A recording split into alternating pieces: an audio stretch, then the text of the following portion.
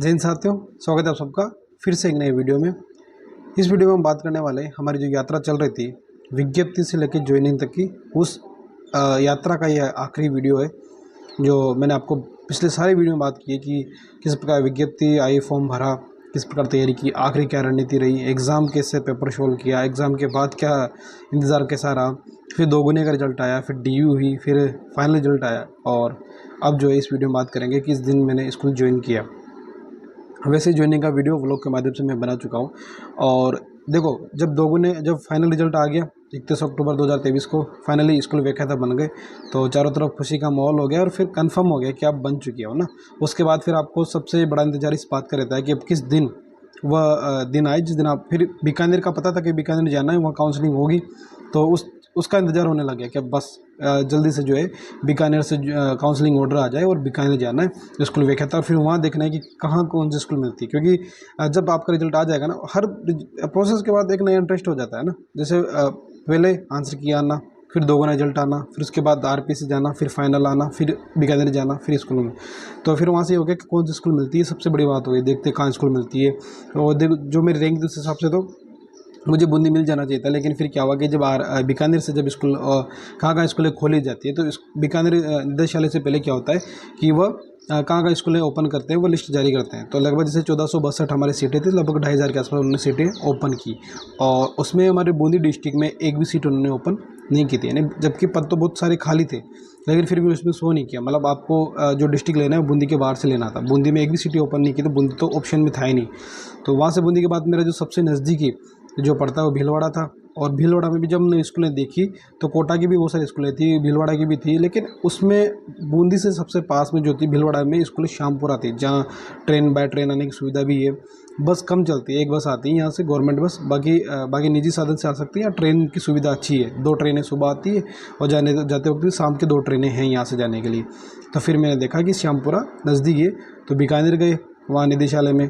देखो, स्कूल जब अलॉट होती है तो ज़्यादा उसमें कोई दिक्कत होती नहीं है। आपके सारे डॉक्यूमेंट जो है अजमेर आरपीएससी में जमा हो जाते हैं, तो यहीं से फिर बीकानेर जाते हैं। 2 सेट लेते हैं वहाँ अजमेर आरपीएससी वाले, एक सेट बीकानेर भेज देते हैं। फिर वही सेट जो डॉक्यूमेंट्स बीकानेर जाएगा, वहीं से वह वापस होकर आपके ब्लॉक में आएगा, जहाँ आपकी जिस विद्यालय में आपकी ज्वाइनिंग होगी, वो जो उस विद्यालय जिस ब्लॉक के अंदर आता होगा वहाँ आएगा। फिर वहाँ से आपके विद्यालय में आएगा वही पूरे डॉक्यूमेंट सारे, और फिर आपके वो हमेशा सर्विस बुक के साथ रहेंगे। ठीक है, तो मेरे अभी जैसे कि अभी पिछले 2-4 दिन पहले ही मेरी वो सारे डॉक्यूमेंट्स बीकानेर से आ चुके हैं। पहले यहाँ आए थे ब्लॉक में, फिर वहाँ से मैं लेके आ चुका हूँ, और अभी मेरे विद्यालय में रखे हुए हैं सर्विस बुक के पास, सर्विस बुक के साथ है वो।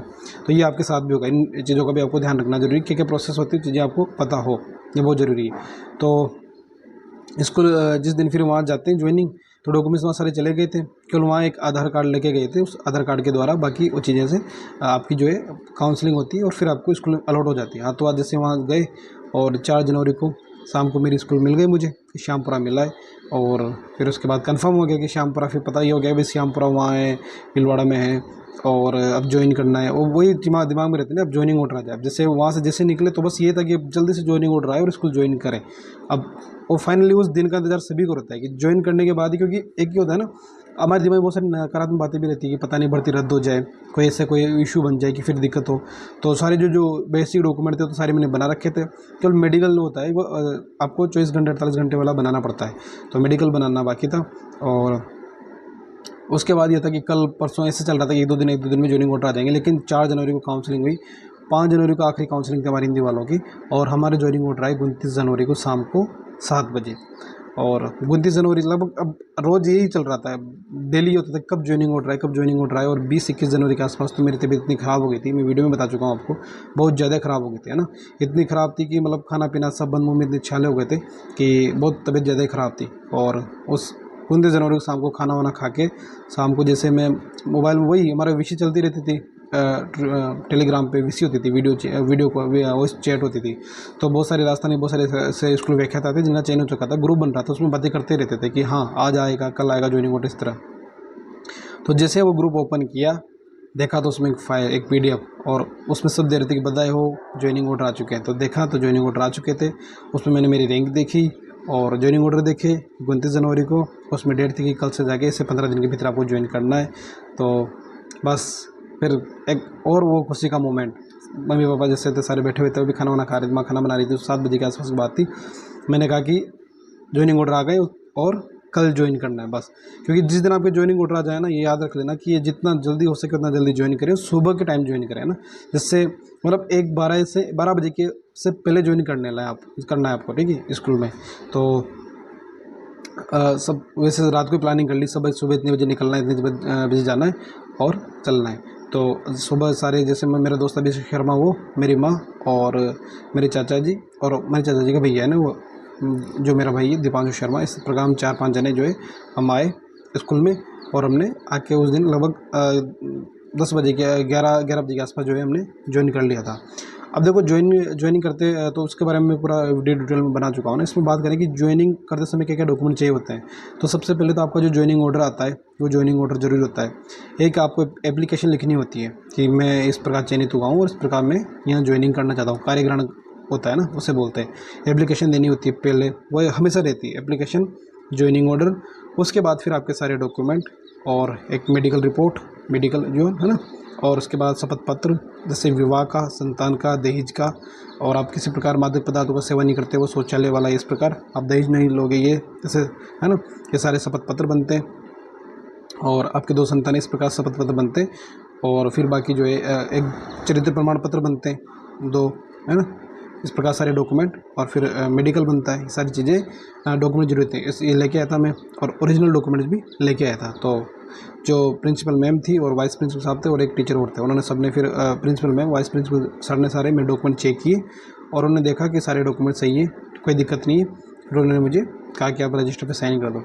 बस वो मोमेंट, वो सबसे खतरनाक वाला मोमेंट होता है, जब आप उस रजिस्टर में जो कर्मचारी उपस्थिति जो रजिस्टर होता है ना, उसमें आप शामिल करते हो, वो सबसे खतरनाक वाला सीन होता है। तो फिर वही होता है, पहले उन्होंने भी, जैसे प्रिंसिपल, हम सब लेके गए थे, माला वाला लेके गए थे, मिठाई सब, नाश्ता सब, स्टाफ के लिए भी। तो उन्होंने माला वाला पहनाई और वहाँ फिर माला पहना के और फिर मैंने उस रजिस्टर पे साइन किए। वो सबसे ख़ास मोमेंट था। बस फिर रजिस्टर साइन होते ही बन गए राजपत्रित अधिकारी, हो गई ज्वाइनिंग। और वहाँ के बाद जीवन का एक दूसरा अध्याय शुरू हो जाता है आपका। अब तक आप चल रहे थे एक बेरोजगार ही थे, सिलेक्शन हो जाना वो ठीक है, लेकिन रोज़गार कब से मिला? जिस दिन आपके साइन हो गए उस दिन आप रोज़गारवान हो गए। बेरोजगार से बेरोजगारी का जो टैग हट जाता है, आपके सारे संघर्षों की एक प्रकार गतिशील हो जाती है, दूसरे प्रकार के संघर्ष शुरू हो जाते हैं। संघर्ष देखो कभी समाप्त नहीं होंगे ना, संघर्ष का रूप बदलता जाएगा, लेकिन एक ये होता है प्रोसेस बदल गई, ठीक है।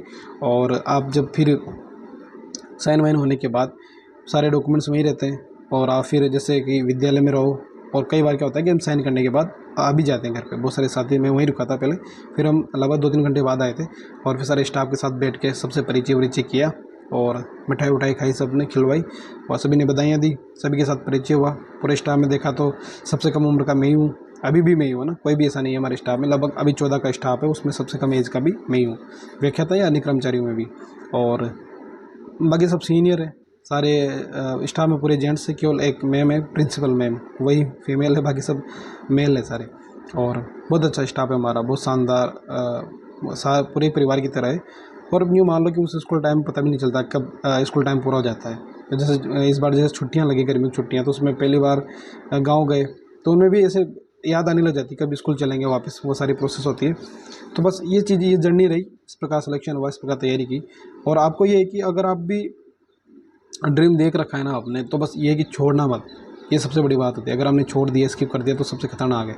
छोड़ना नहीं है, रेगुलर मेहनत करनी है, कैसे भी परिस्थिति आ जाए, किस तरह की भी चुनौती आ जाए, छोड़ना नहीं है। बस ये है, मेहनत करोगे तो सफलता ज़रूर मिलेगी।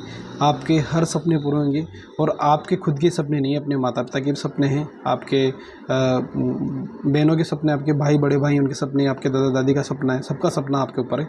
इस सपने को पूरा करना है तो मेहनत करनी ही पड़ेगी, और मेहनत करें, सफलता ज़रूर मिलेगी। आपके मन में और भी क्या डाउट है, किसी प्रकार की और भी क्या बातें जानना चाहते हैं, तो ये सीरीज़ अब यहीं समाप्त होती है। इसके बाद की जो इस प्रकार मेरी पहली सैलरी आई, कितनी सैलरी आई, क्या है, उसके बारे में अलग से बात करेंगे। ये जो ज्वाइनिंग वाली सीरीज़ थी, ये तो विज्ञप्ति से ज्वाइनिंग तक यहीं समाप्त होती है। अब इसके बीच भी आपके मन में कोई डाउट हो तो कमेंट करें कि सर उस चीज़ के बारे में हम और जानना चाहते हैं, तो उस पर बात कर लेंगे। बाकी ज्वाइनिंग वाली सीरीज़ को यहीं समाप्त करते हैं। अब जब मेरी पहली सैलरी आई, उसके बारे में नेक्स्ट वीडियो में बात करेंगे कि क्या प्रोसेस रही। और देखो, सक्सेस होना, ज्वाइनिंग लेना, फिर पहली सैलरी आना, वो भी एक सबसे खास मोमेंट होता है। तो जो जीवन के मेरे जो खास खास मोमेंट रहे और जो आपकी लाइफ में भी आने वाला है, उसके बारे में बात कर रहे हैं कि क्या फीलिंग होती है। फिर जिस दिन आपकी लाइफ में आएंगे आप भी मुझे शेयर करना कैसा इस तरह का वो हमारा भी अनुभव रहा। ठीक है, तो मिलते हैं नेक्स्ट वीडियो में। जय हिंद, जय भारत।